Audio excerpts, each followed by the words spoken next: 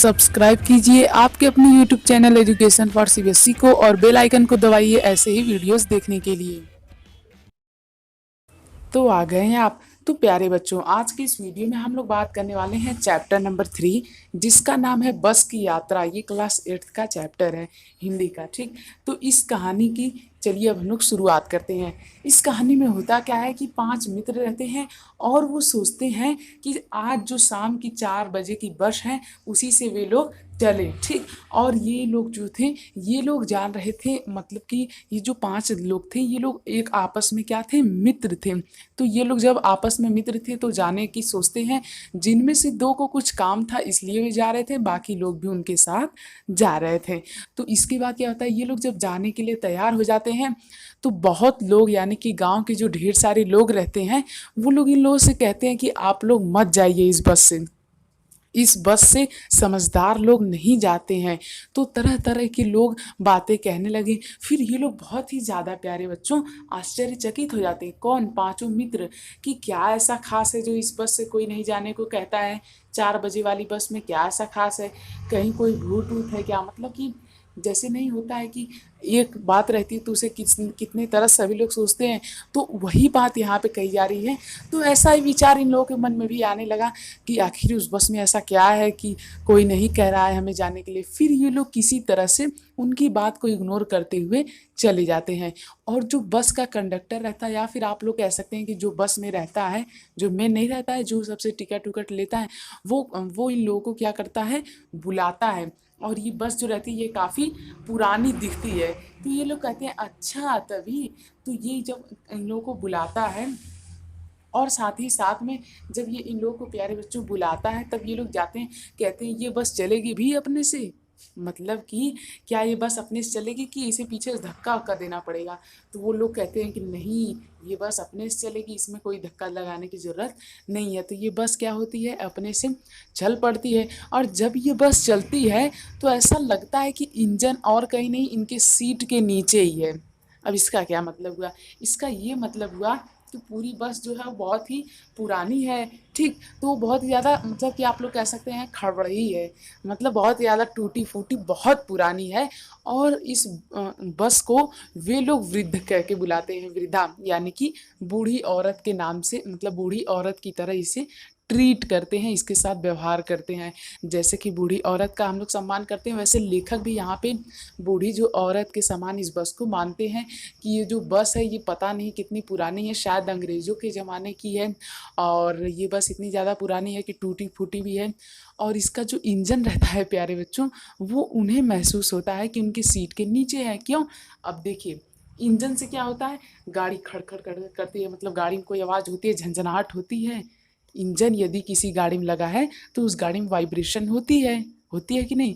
तो उसी वजह से गाड़ी जो थी, प्यारे बच्चों, वो टूटी फूटी थी। और जब थोड़ा सा भी गड्ढा पड़ता है या फिर नॉर्मल रोड पे ही खड़ खड़ खड़ खड़ करती, तो इन्हें ऐसा लगता था कि इंजन इनके सीट के नीचे है। और इन्हें एक और बात नहीं समझ में आती थी, प्यारे बच्चों, कि सीट पर ये लोग बैठे हैं या सीट इन पर बैठी है।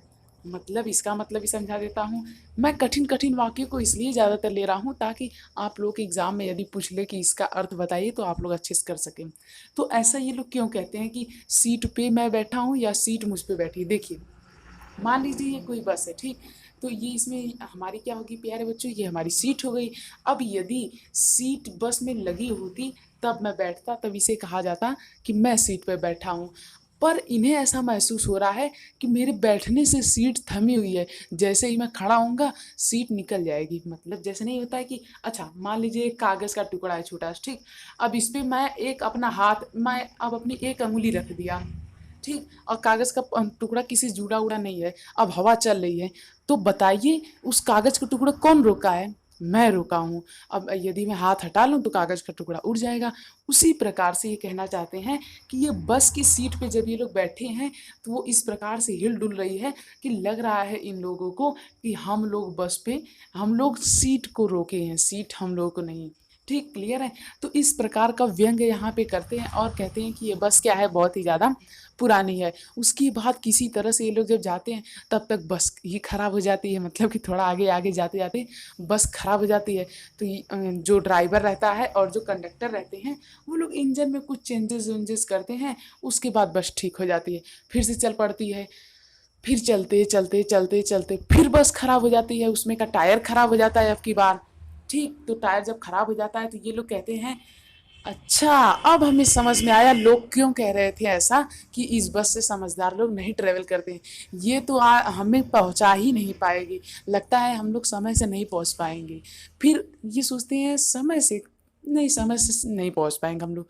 फिर सोचते हैं कि समय से क्या, ये भाई पहुंचा दे सही सलामत तो ही बहुत है, समय से पहुंचने की हमें जल्दी नहीं है, बस सही सलामत पहुंचा दे।